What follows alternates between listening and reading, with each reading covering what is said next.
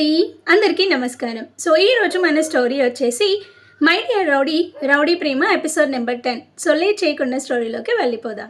కాళీ తన ఫోన్లో నుండి విక్రమ్కి కాల్ చేశాడు. విక్రమ్ హలో, వాయిస్లో సీరియస్నెస్ తన్నుకొస్తుంది. వీరా స్పీకర్ ఆన్ చేయి అంటాడు. కాళీ ఆన్ చేసి వీరా దగ్గరకు వచ్చాడు.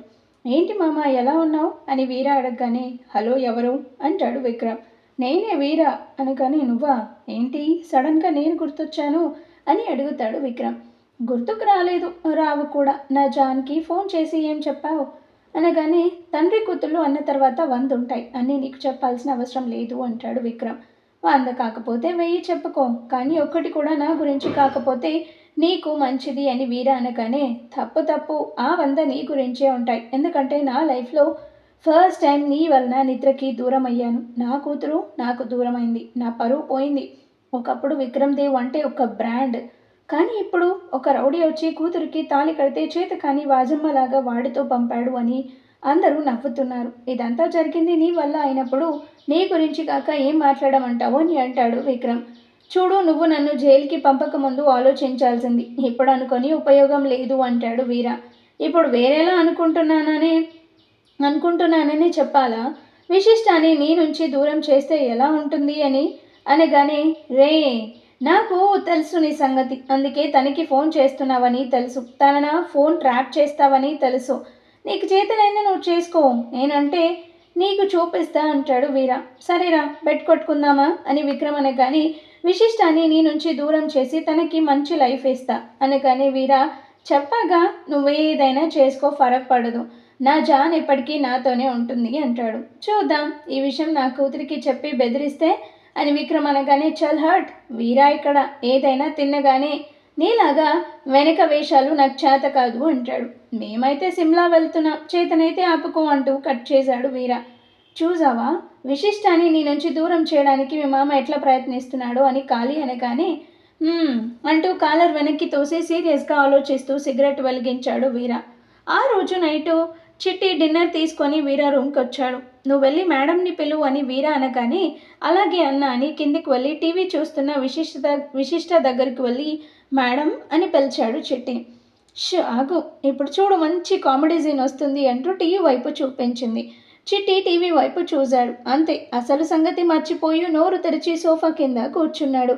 10 నిమిషాలైనా విశిష్ట రాకపోవడంతో వీరా కిందికొచ్చాడు. సోఫాలో విశిష్ట, నేల మీద చిట్టిగాడు పడి పడి నవ్వుతున్నారు. వీరాకి సంఖ్య తిరిగింది.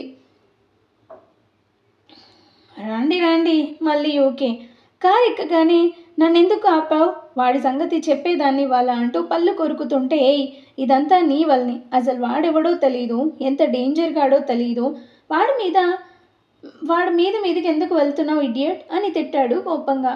నాకని ఇష్టం వచ్చినట్టు మాట్లాడినవాడు తెలిసేదేంటి, తొక్కి నోరు తీయడమే అంటుంది వైషు.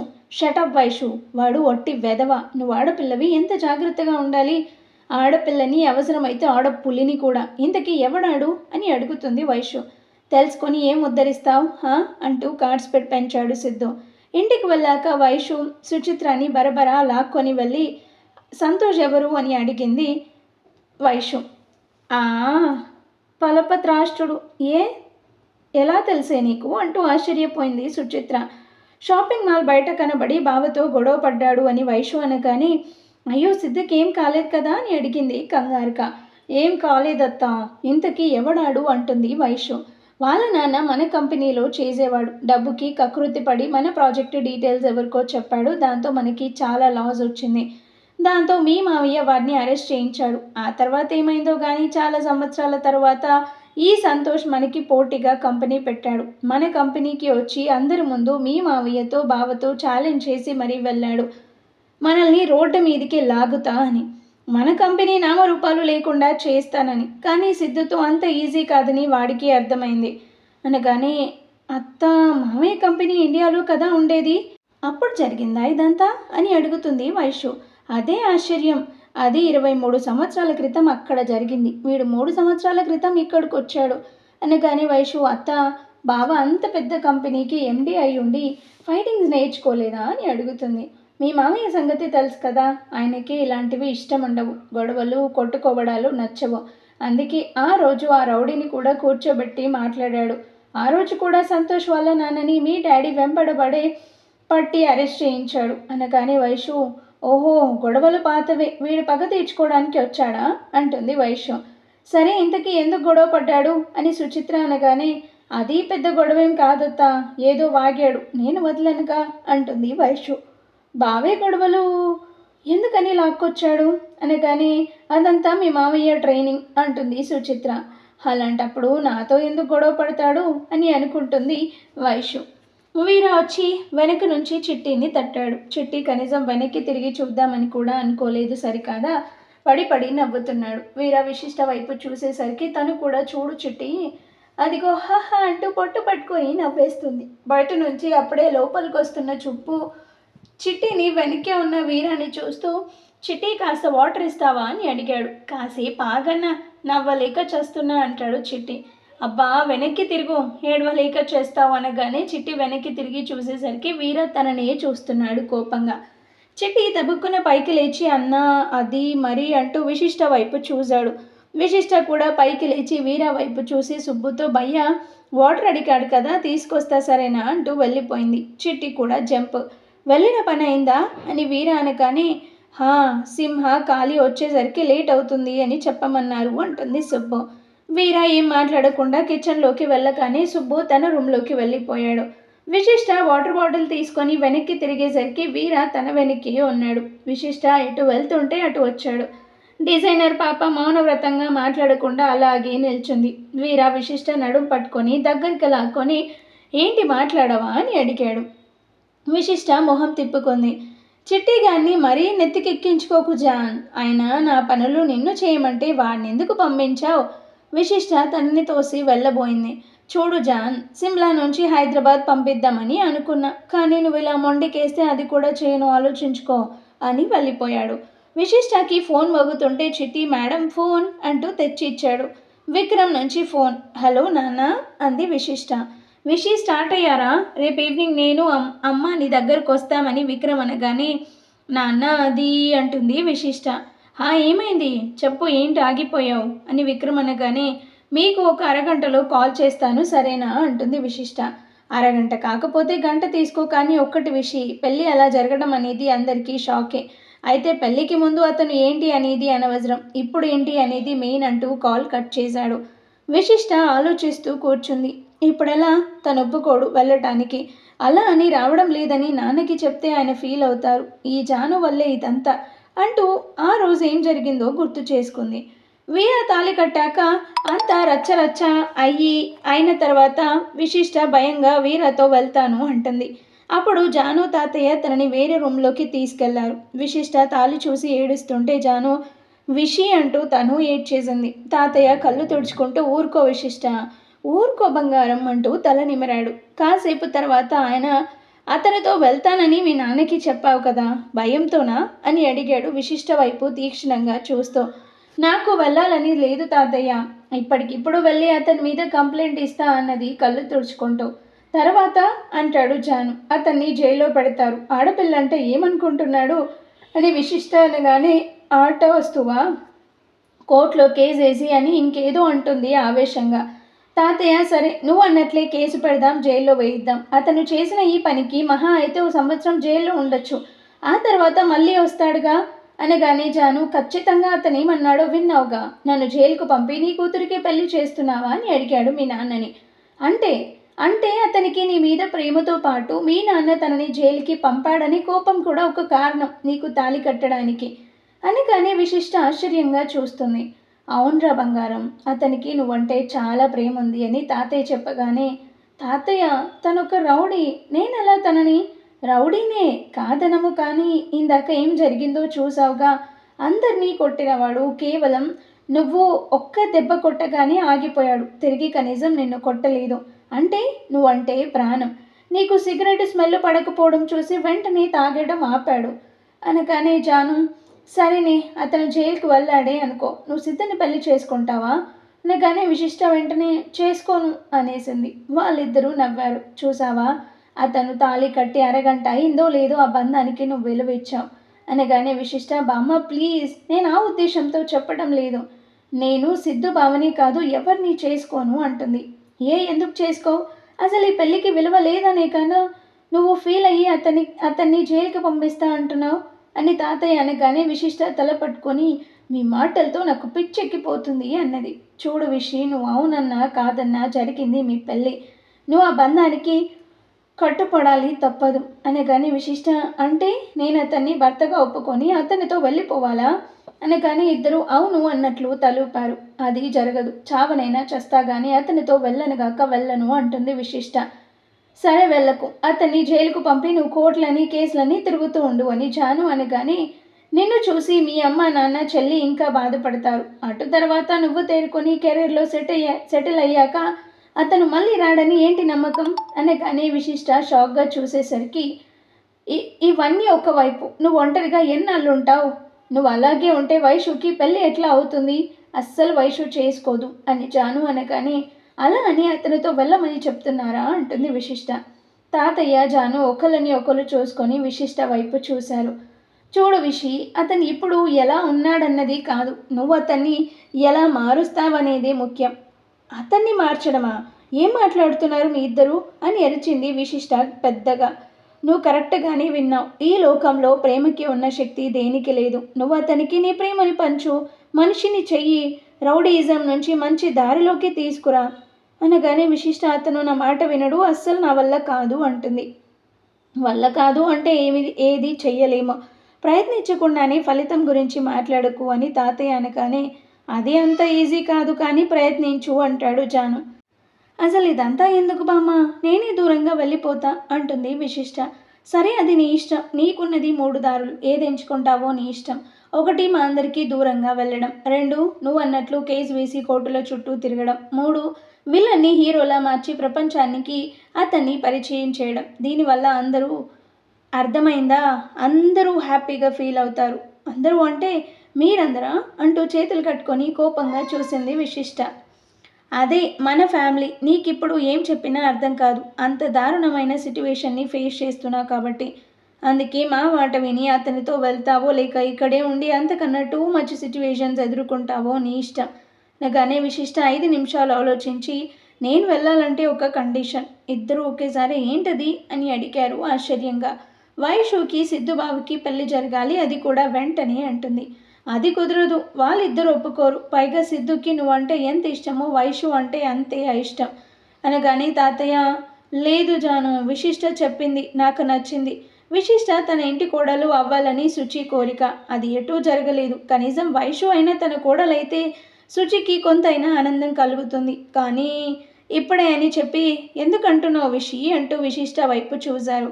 నా లైఫ్ ఎటు వెళ్తుందో ఏమవుతుందో తెలీదు, కనీసం వైషు అయినా సంతోషంగా ఉండాలి. బామ్మ చెప్పినట్లు వాళ్ళిద్దరికీ ఒకరంటే ఒకరికి ఇష్టం లేదు. అది ఇప్పుడు ఇందాక మీరన్నట్లు తర్వాత ఏంటి అనేది ముఖ్యం. అలాగే వాళ్ళిద్దరూ ఫ్యూచర్లో ఇష్టపడవచ్చు. ఒకవేళ ఇప్పుడు కాకుండా ఇంకో రోజు ఎప్పుడో చేద్దామంటే అది జరగదు. అందుకే ఇప్పుడే జరగాలి, నేను ఒప్పిస్తా అన్నది. తాతయ్య జాను వైపు చూసి నేను వెళ్తున్నా, మీరు రండి అనేసి వెళ్ళిపోయాడు. జాను చూడు విషి, నువ్వేది చేసినా అది అతని చేయి నీ మీద పడకుండా చేయాలి, జాగ్రత్త. ఇంకో విషయం, నువ్వు ముందు అతనికి భయపడడం మానేయాలి. ప్రతిదానికి భయపడుతుంటే అతను ఇంకా రెచ్చిపోతాడు. అప్పుడప్పుడు ఎదురు చెప్పు, అది కూడా నీకు నచ్చినప్పుడు. అలాగే అంటూ తలూపింది విశిష్ట. ఇదంతా గుర్తు చేసుకొని ఇప్పుడు తల మీద కొట్టుకొని ఓసే పిచ్చి విషి, ఆ రోజు వాళ్ళ మాటలకి పడిపోయి వీరాతో వచ్చేసావు. ఇప్పుడు చూడు నీ పరిస్థితి దేశ దిమ్మరి కంటే ఘోరంగా తయారైంది. మొన్న హైదరాబాద్, ఇవాళ పొలాచి, ఎల్లుండి సిమ్లా, ఆ తర్వాత అమెరికా, ఆ పైన చంద్రమండలంలో కాపురం అనినా అంటాడు. నువ్వు ఊరుకుంటుంటే మరీ ఓవర్ చేస్తున్నాడు. ఇంకా లాభం లేదు. కొన్ని పనులు జరగాలంటే నేను తగ్గాలి. అసలు ఈ పనులు మానేయమంటే ఏమంటాడు? కొడతాడా? ఛీ పాపం, నన్నైతే కొట్టడులే. కాకపోతే ఏంటో మ్యానుఫ్యాక్చరింగ్ డిఫెక్ట్ ఏమో, అస్సలు నవ్వడు. ఎప్పుడు చూడు మొహం అలా పెట్టుకుంటాడు. రేపు నేను రానంటే ఇప్పుడే మత్తిచ్చి డిక్కీలో పడేస్తాడేమో చూద్దాం అనుకుంటూ లేచి వీర రూమ్లోకి వెళ్ళి చిన్నగా డోర్ తీసి తొంగి చూసింది. బెడ్ మీద కనబడలేదు. ఏమయ్యాడు అనుకుంటూ వెనక్కి జరిగింది. ఎవరో తగిలారు. వెనక్కి తిరిగి చూసేసరికి ఏంటి నా రూమ్లోకి తొంగి చూస్తున్నావు? నాతో మాట్లాడనున్నావుగా అంటూ డోర్ తీసి లోపలికి వెళ్ళి బ్యాగ్ తీసి బెడ్ మీద పడేసి అదిగో ఆ ర్యాగ్స్లో ఉన్న బట్టలు సర్దు అంటూ ఆర్డర్ వేశాడు. విశిష్ట ఏం మాట్లాడకుండా వీర డబ్బులు తీసి సర్దడం స్టార్ట్ చేసింది. వీర కాళీకి ఫోన్ చేసి, ఏరా టికెట్ కన్ఫర్మ్ అయిందా? హా ఓకే అంటూ కాల్ కట్ చేసి, జాన్ మీ లగేజ్తో రెడీగా ఉండు, మార్నింగ్ 4కే ట్రైన్, ఢిల్లీలో ట్రైన్ మారుతాము అనగానే విశిష్ట నీట్గా సర్ది, చూడండి నేను మీతో రావాలి అంటే నాదొక్క షరతు. హో మాట్లాడవా? సరే చెప్పు, మళ్ళీ చెప్తున్నా, నాకు నచ్చితేనే చేస్తా లేకపోతే లేదు అంటాడు వీర. నేను మాత్రం నాకు ఇష్టమై వస్తున్నానా మీతో? మీకో రూల్ నాకో రూల్ కుదరదు. అలా అయితేనే వస్తా. ఇంకో విషయం గుర్తుపెట్టుకోండి, నేను మీ నుండి దూరంగా వెళ్ళిపోవాలి అనుకుంటే ఒక్క నిమిషం చాలు, మా పేరెంట్స్ దగ్గరికి కూడా వెళ్ళను. మీరు ఎంతలా వెతికినా దొరకను. కాబట్టి మీరు ఒప్పుకోవాల్సిందే అన్నది సీరియస్గా. ఆహా అలాగా, ఏది వెళ్ళి చూస్తా, ఎంత దూరం వెళ్తావో, అవసరమైతే చంద్రుడి దగ్గరున్నా వచ్చేస్తా నీకోసం అంటూ విషి వైపు చూసి కళ్ళెగరేశాడు. విశిష్ట షాక్ అయి బ్యాగ్ జిప్పు వేసి తన వైపు చూసి నవ్వుతూ వెళ్ళింది. హా నవ్వు డాన్ బాబు గుండెల్లో గుబులు రేపింది. నిజంగా నవ్విందా? ఎందుకు అనుకుంటూ లేచి తన వెనకే వెళ్ళాడు. To UK rams software solutions and technologies.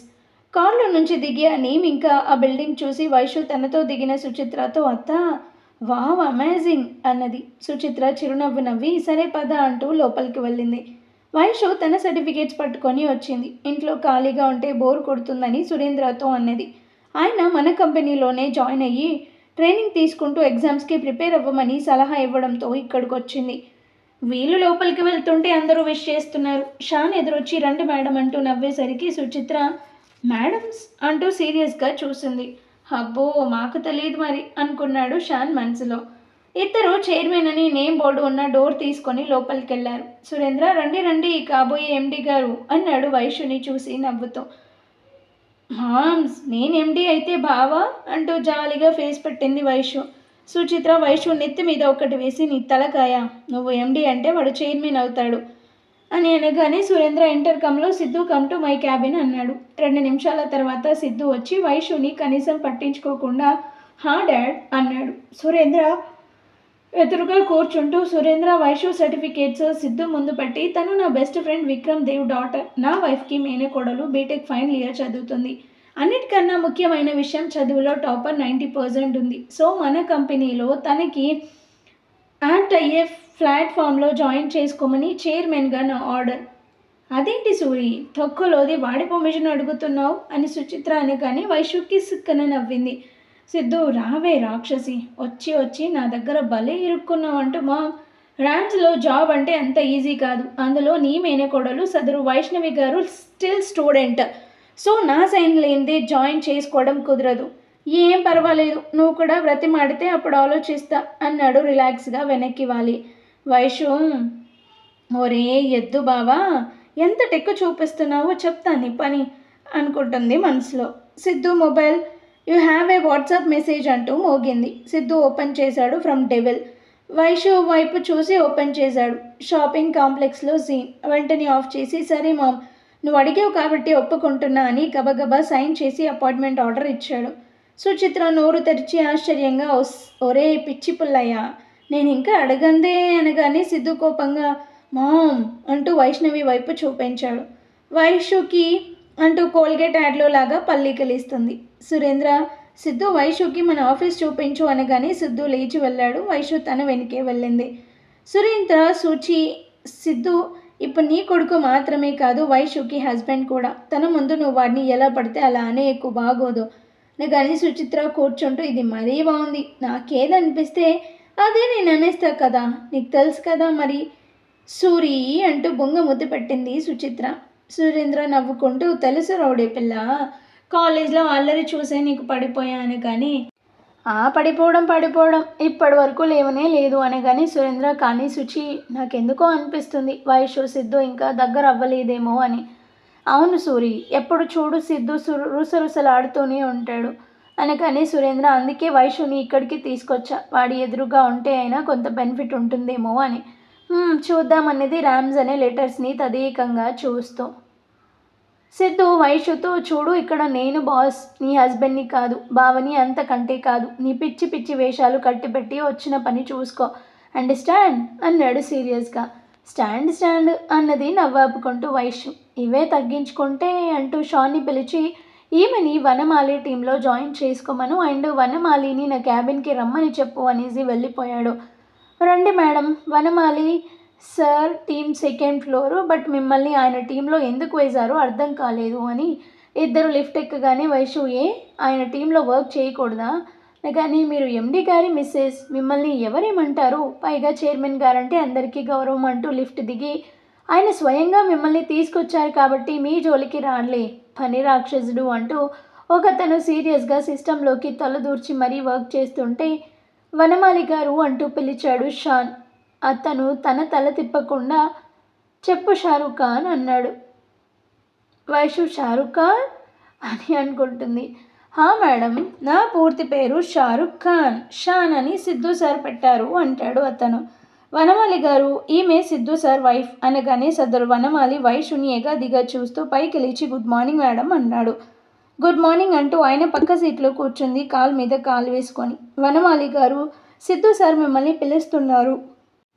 అతను సరేనని వెళ్ళగానే షాన్ జాగ్రత్త మేడం, ఏమైనా అవసరమైతే కాల్ చేయండి, నా నెంబర్ అంటూ సిస్టంలో నోట్ ప్యాడ్ ఓపెన్ చేసి టైప్ చేశాడు.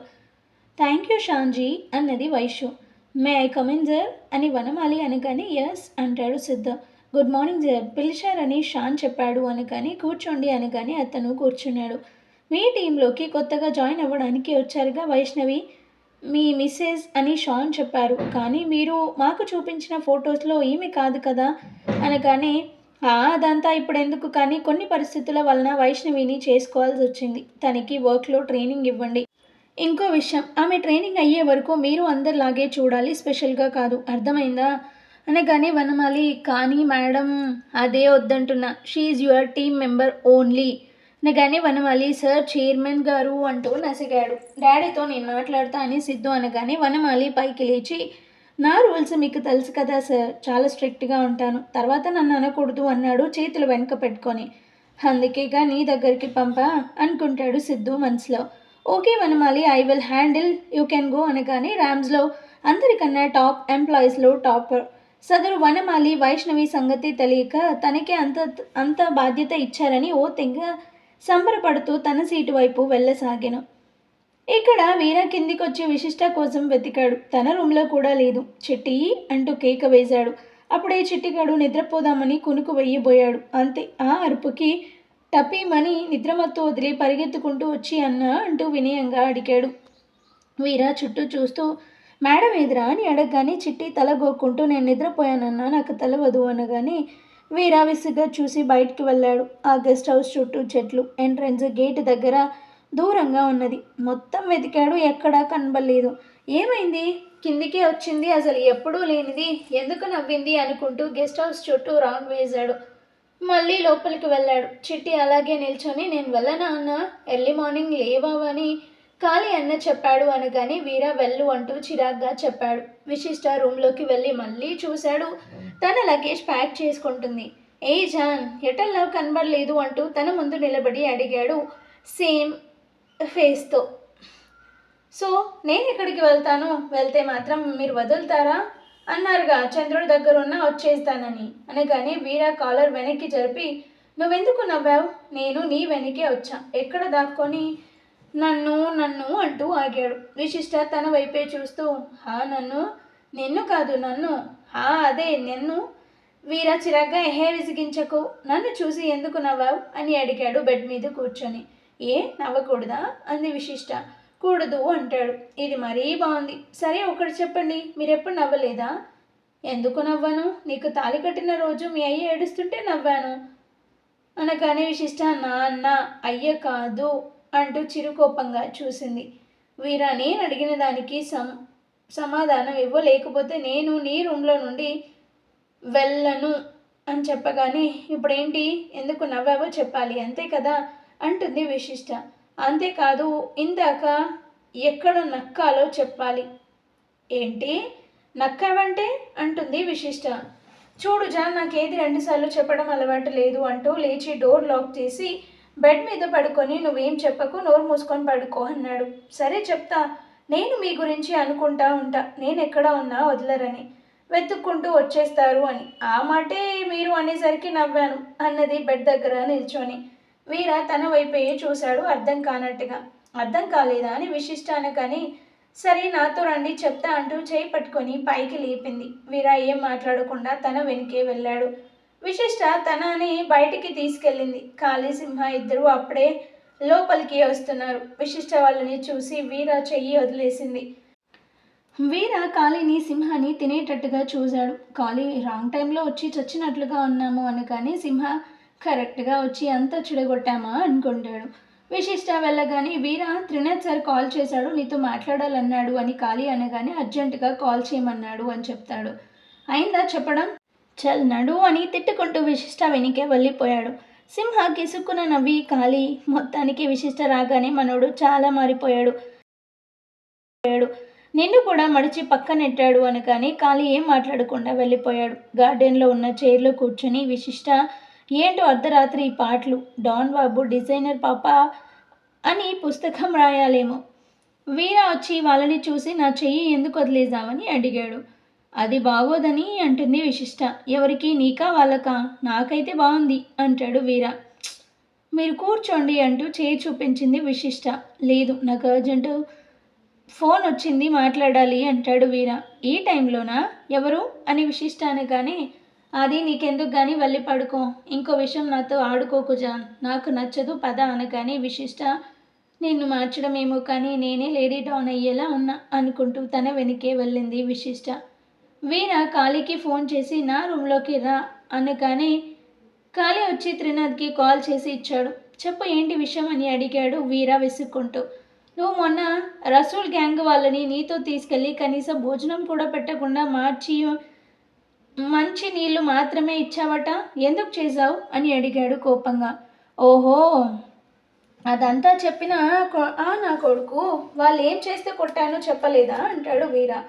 వీర మనం చేసేది బిజినెస్, కొన్నిసార్లు పొరపాట్లు జరుగుతాయి, అందుకని నీ ఇష్టానికి అందరినీ కొట్టేస్తావా అంటూ గొంతు పెంచాడు. వాయిస్ పెంచకు, నాకు సంఖ్య తిరుగుతుంది. వాళ్ళ అమౌంట్ తగ్గించి ఇచ్చారు, అందుకే నేను మాల్ తగ్గించా, 5 డైమండ్స్ ఇవ్వలేదు అంతేనా? నా తల మీద కొట్టేసరికి నాకు సంఖ్య తిరిగి తీసుకొచ్చి ఇక్కడ పడేశాను, అయితే ఏంటి అనగానే వాళ్ళు అమౌంట్ తగ్గిందని నాకు చెప్పారు, నాకు నువ్వు చెప్పలేదుగా అంటాడు వీర. నీకు భలే అడిగావులే, నీ నెంబర్ ఇవ్వవు, ఏదైనా ఉంటే ఖాళీగాడికి చెప్పు అంటావు. నేనేమైనా డకోటా కన్నా ప్రతిదీ ఆడికి వీడికి చెప్పి నీకు మ్యాటర్ పోస్ట్ చేయమని చెప్పడానికి అని అడిగాడు కోపంగా. వీరా అయితే ఏమంటావు? అది వీడు త్రినాథ్ చూడు వీరా, నీకన్నా తోపలు లేరనుకోకు, చాలామంది ఉంటారు, కానీ నీ గట్స్ నచ్చి ఎవరికి ఇవ్వని డీలింగ్స్ నీకు ఇచ్చా, అందుకని నువ్వేం చేసినా ఊరుకుంటా అని మాత్రం అనుకోకు. వాళ్ళని కొట్టడమే తప్పు, వాళ్ళని నీ దగ్గర బంధించడం ఇంకా తప్పు. అలా తప్పుల మీద తప్పులు ఈసారి ఊరుకునేదే లేదు, ఇది నా ఫైనల్ వార్నింగ్ అంటూ కాల్ కట్ చేశాడు. వీర ఖాళీ ఫోన్ చూస్తూ రే మనం త్రినాథ్తో విడిపోదామనగానే అదేలారా, ఆయనకి తెలియకుండా మనకెవరిస్తారు మాల్స్ అని అన్నాడు ఆశ్చర్యంగా. వీర అక్కడ చేస్తే ఇవ్వరు, అలా అని ప్రతి చోట వాడికి తెలిసి జరుగుతాయా? నేను మొన్న ఓ రోజు చాలా లేట్గా వచ్చాను, ఫోన్ కూడా అందలేదని నువ్వు పరిశాన్ అయ్యావే, ఆ రోజు ఎక్కడికి వెళ్ళానో తెలుసా? నువ్వే చెప్పు. వీర జేబులో నుండి పర్సు తీసి అందులో నుండి చిన్న పేపర్ రౌండ్గా చుట్టి ఉంది. దాన్ని విప్పగానే 2 చిన్న గాజు మెటల్ ముక్కలు ఖాళీ చేతిలో పట్టాడు. కానీ వాటిని తదేకంగా చూస్తూ ఏంటివివి అనగానే అదో రకం మెటల్, చాలా తక్కువ దొరుకుతుంది, అయితే దీన్ని కూడా అమ్మేవాడు ఉంటాడు, కానీ వాడు కూడా ఎంతైనా పెట్టి కొంటాడు. ఎందుకో తెలుసా? దీని 10 గ్రాముల రేటు 20 లక్షలు అనగానే 20 లక్షలా అంటూ నోరు తెరిచాడు వీరా. అందుకే మొన్న వీటి గురించి వకాబు చేయడానికి వెళ్ళాను. ఈ త్రినాథ్ గాడు మాల్ గురించి చెప్పడము రిస్క్ మనది, డబ్బుల్లో షేర్ ఎక్కువ వాడికి. ఇలా ఎన్నాళ్ళు, అందుకే ఈ బిజినెస్లో దిగి సోలోగా సంపాదించుకుందాం, ఏమంటావు? ఇదంతా ఆ రోజు ఎందుకు చెప్పలేదు అంటాడు ఖాళీ. వీరా ఇప్పుడు చెప్దామని, అప్పుడు చెప్పలేదు, కానీ సిమ్లాలో ఆ నగలకు అలా చేయడం, తర్వాత హైదరాబాద్కి వెళ్లకుండా దూరంగా వెళ్ళి సెటిల్ అయ్యి కొత్త బిజినెస్ షురూ చేసుకోవడమే, ఇదంతా ప్లాన్ చేసి ఉంచా అన్నాడు బెడ్ మీద పడుకుంటూ. అంటే మనం అసలు హైదరాబాదే వెళ్ళమా? మీరు వెళ్ళేసి రండి, నేను విశిష్ట రాము లైట్ తీసి డోర్ క్లోజ్ చేసి వెళ్ళు అంటూ దుప్పటి ముసిగేశాడు. పాపం ఇదంతా తెలియని మన డీడీ పాప వీరని ఎలా మార్చాలి అని ప్లాన్స్ వేసుకుంటూ నిద్రలోకి జారుకుంది. 2 యూకి వనమాలి మేడం మీరేమైనా కోర్సులు నేర్చుకున్నారా అని అడిగాడు వైషీ సర్టిఫికేట్స్ చూస్తూ. Mobile application development, UI UX, web development, cloud computing అన్నది చైర్లో అటు ఇటు తిరుగుతూ. వనమాలి బట్ ర్యామ్స్కి అది చాలదు, అంతకు మించి అన్నాడు సీరియస్గా. వనమాలి ఏం చూశారు అనగానే వైషు ఐ మూవీ అంటుంది. అది నాకెందుకు చెప్తున్నారు అంటాడు వనమాలి. మీరేగా అంతకు మించి అన్నారు, అందుకే చెప్పా అనగానే Vanamali madam please be serious in work అంటాడు. ఎస్ సార్ చెప్పండి, నా సీట్ ఎక్కడ అండ్ ట్రైనింగ్ దేనిలో ఇస్తారు? మీరే ఇస్తారా లేక సిద్ధు ఇస్తాడా నేర్పించేందుకు? వనమాలి ఈమె చాలా ఫాస్ట్, జాగ్రత్తగా డీల్ చేయాలి అనుకుంటూ సార్ ఎందుకు వస్తారు మేడం, ఆయన ఎండి, మీకు ట్రైనింగ్ నేనే ఇస్తా అంటూ సీరియస్గా చూశాడు. బట్ నెక్స్ట్ ఎండి ఎవరో తెలుసా అని వైషు అనగానే తెలియదు, తెలియాల్సిన అవసరం లేదు అంటాడు వనమాలి. బట్ చెప్పాల్సిన అవసరం నాకు ఉంది, ఎందుకంటే మీరు మీ ఫ్యూచర్ ఎండి ట్రైనింగ్ ఇస్తున్నా అని గుర్తుపెట్టుకోండి. నాకు కాఫీ తాగే టైం అయింది అంటూ లేచి వెళ్ళింది. వనమాలి నోరు తెరిచి చూశాడు. వైషు షాన్కి కాల్ చేసి షాన్జీ కాఫీ తాగాలి, 2 మా ఫ్లోర్ లిఫ్ట్ దగ్గర వెయిట్ చేస్తున్నా అంటూ కాల్ కట్ చేసింది. 5 నిమిషాలలో షాన్ వచ్చి క్యాంటీన్ ఫస్ట్ ఫ్లోర్ మేడం అంటూ తీసుకెళ్లాడు. వీరా క్యాంటీన్లోకి వెళ్ళేసరికి యూకే వాళ్ళు మనోళ్ళు అందరూ కలిసి కళాగుంపులాగా కలిసిపోయి జోకులు వేసుకుంటూ ఎంజాయ్ చేస్తున్నారు. Your attention my dear friends అన్నాడు షాన్. అబ్బాయి ఎవరో చూడలేదు. అలా కాదు షాన్జీ, నేను చెప్తే చూడండి అంటూ టేబుల్ ఉన్న గ్లాస్ తీసి టప్పిమని కింద పడేసింది వైషు. అంతే, అందరూ ఆ సౌండ్ ఏంటా అని చూశారు. ఇలా పిలవండి, బాగా వినబడుతుంది అంటూ కాఫీ తెచ్చుకోవడానికి వెళ్ళింది. షాన్ షాక్ అయి వాళ్ళతో తను ఎండి గారు మెసేజ్ అన్నాడు. అందరూ వైషు వైపు చూశారు. Blue jeans, maroon colour top, పోనీటైల్తో స్టైల్గా ఉంది. అంతే, అందరూ వైషు చుట్టూ చేరి congrats madam, good morning madam అంటూ పరిచయాలు చేసుకుంటున్నారు. 10 నిమిషాల తర్వాత అందరినీ వదిలించుకొని 2 కాఫీలు తీసుకొని వచ్చి టేబుల్ దగ్గర కూర్చొని షాన్జీ అయ్యే అనగానే షాన్ అయ్యే మీకెందుకు మేడం శ్రమ, నేను తెస్తా కదా అంటూ కూర్చున్నాడు. ఏం పర్లేదు, ఒక్కటి చెప్పండి, మా అక్క ఫోటో ఇదివరకు ఆఫీస్లో ఉండేదా అని అడిగింది కాఫీ సిప్ చేస్తూ. హా మేడం, యాక్చువల్లీ ఇది వరకు తెలీదు, కానీ మన ఆఫీస్లో సోనా అని నార్త్ ఇండియన్ చేరింది, స్టన్నింగ్ బ్యూటీ. ఒకరోజు సిద్ధు సార్కి ప్రపోజ్ చేస్తే సార్ సున్నితంగా రిజెక్ట్ చేశారు. ఆమె ఊరుకోలేదు, రీజన్ అడిగింది. అప్పుడు సార్ అందరికీ కనబడేలా విశిష్ట మేడం ఫోటో ఒకటి తెచ్చి తన క్యాబిన్లో పెట్టారు. అలా అలా అందరూ చూశారు. ఓహో, మరి సదరు సోనా ఎక్కడా? సార్కి సడన్గా మ్యారేజ్ ఫిక్స్ అయింది కదా, దాంతో అలిగి వెళ్ళింది అని చెప్తాడు షాన్. రిజైన్ చేసిందా అని వైషు అనగానే లేదు మేడం, లీవ్ పెట్టింది. ఓహో అంటూ చుట్టూ చూస్తుంది. మేడం ఆ వనమాలితో జాగ్రత్త, చాలా రాక్షసుడు అని షాన్ అనగానే ఏం భయపడకు, డెవెల్ ఇక్కడ, సరే బాయ్ అంటూ సిద్ధు ఉన్న ఫ్లోర్కి వెళ్ళింది వైషు. క్యాబిన్ డోర్ తీసి లోపలికి వెళ్ళింది. పర్మిషన్ తీసుకొని రావాలని తెలీదా అని సిద్ధు అనగానే అస్సలా ఫ్యూచర్ ఎండిని నాకెందుకు ఈ పర్మిషన్లు గట్రాలు అని వైషు అనగానే సరే కానీ మా అక్క ఫోటో ఏది అని అడిగింది కళ్ళెగరేస్తూ. ఇప్పుడెందుక రాక్షసి ఫోటో అంటూ పళ్ళు కొరికాడు సిద్ధు. మా అక్కని రాక్షసి అన్నావంటే గులాబ్ జామ్ అవుతుంది, మర్యాదగా మా అక్క ఫోటో ఇవ్వు. నీకు మార్నింగ్ చెప్పా ఇది ఆఫీసు, నేను బాసు అని, ఓవర్ చేయకుండా వెళ్ళు అని సిద్ధు అనగానే అండ్ మీ అక్క ఫోటోలు ఏవి కూడా లేవు, మా డాడీ తీపించారు, ఇంకా వెళ్ళి వర్క్ నేర్చుకో అన్నాడు. నేను వర్క్ నేర్చుకుంటా కానీ నువ్వు ఆ సోనా దగ్గర బుక్ అవ్వకుండా చూసుకో అంటూ వెళ్ళిపోయింది. అమ్మని వచ్చి 1 అవర్ అయిందో లేదో సోనా విషయం కూడా తెలిసిపోయిందా? అసలు ఈ వనమాలి ట్రైనింగ్ ఇస్తున్నాడా, నా గురించి చెప్తున్నాడా చూడాలి అని అనుకున్నాడు. సిమ్లాలో నగలు ఎగ్జిబిషన్ జరుగు ప్రదేశం. లైన్లో వెళ్ళి చూసొస్తున్నారు విజిటర్స్. అందరినీ జాగ్రత్తగా చెక్ చేసి మరీ పంపుతున్నారు సెక్యూరిటీ గార్డ్స్. 1 కిలోమీటర్ దూరంలో కారు నుంచి దిగారు వీర, సింహ, కాళీ. వెనక డిక్కీలో నుండి దిగారు విశిష్ట, చిట్టి. సుబ్బు కారుతో సహా అక్కడి నుంచి వెళ్ళిపోయాడు.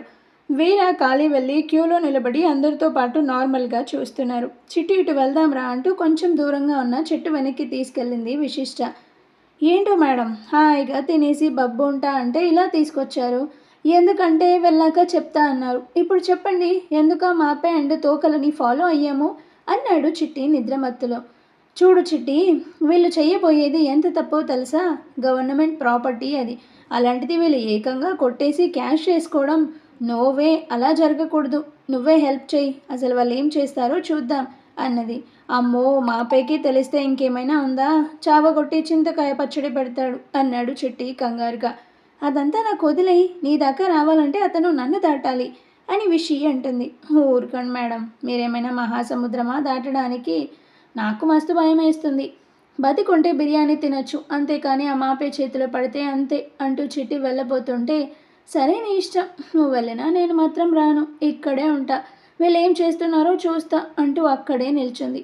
చిట్టి తలగొక్కుంటూ అబ్బా ఇదెక్కడ గొడవ మేడం, సరే కానివ్వండి అంటూ అక్కడే నక్కాడు. వీర ఎండుకో బయటకు వచ్చి ఏదో మాట్లాడుకుంటుంటే చూసి, ఏదో మాట్లాడుకుంటున్నారు చిట్టి అంటుంది విశిష్ట. నేను లిప్ రీడింగ్ చెప్తా చూడండి అంటాడు చిట్టి. చూసారుగా ఏమంటారు అని వీర అనగానే, ఏమంటాను, చాలా కష్టం, వదిలేయడం బెటర్, నువ్వేమంటావు కాళీ అని సింహ అంటాడు. అసలు ఇదంతా కాదు వీరా, నువ్వు ముందు నవ్వడం ప్రాక్టీస్ చెయ్యి అంటాడు కాళీ.